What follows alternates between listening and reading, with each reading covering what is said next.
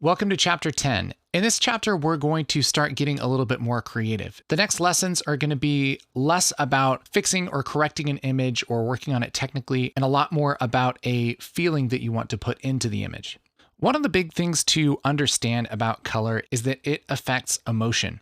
There's a reason why a picture of a lady holding her face like this or rain on a window is kind of this desaturated gray, because we just kind of associate those kind of color tones with that more sad, somber feel. Same thing with brighter colors. These both look happy because all the colors are brighter, they're more saturated, there's a little bit of yellow, kind of pops of color, and we associate that with happy, with good feelings, with comedy. So it's important to understand that any type of creative color decision we make has these kind of implications.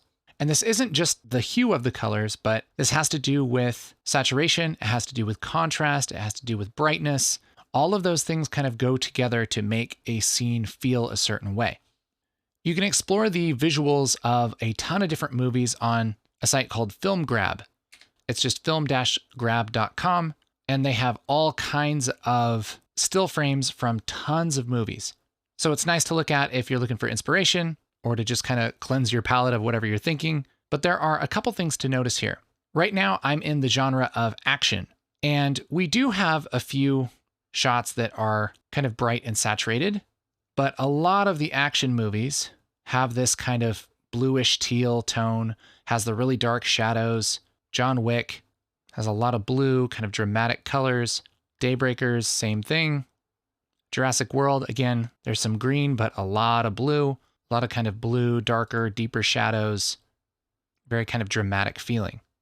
It's also pretty dependent on when the movie was made. Some movies have really heavy color grades. Some of them were produced before we had digital color grading. But you'll see there's kind of this color palette for a movie, and it tends to at least have similar feelings to other movies in the genre.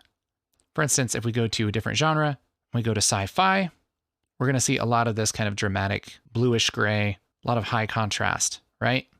But if we go to comedy, you see everything's just a little bit brighter, a little bit more colorful, and definitely a lot less contrast. Now, not all of this has to do with color grading. In fact, I would say most of this has to do with production design and lighting. But it's important to realize that these colors and decisions, whether they're made in post or during production or both, are made for a reason. Here's a shot at the beginning of War of the Worlds where everything is going relatively good. And this still feels like it's part of the movie, but there is some color here. There is some saturation. Whereas as we get through the movie, things kind of get more and more desaturated as stuff gets worse and worse. So all this goes to say that whatever color decisions you make, you generally want to make them for a reason. We don't just add a bunch of contrast because it looks cool. We do it to invoke a certain feeling.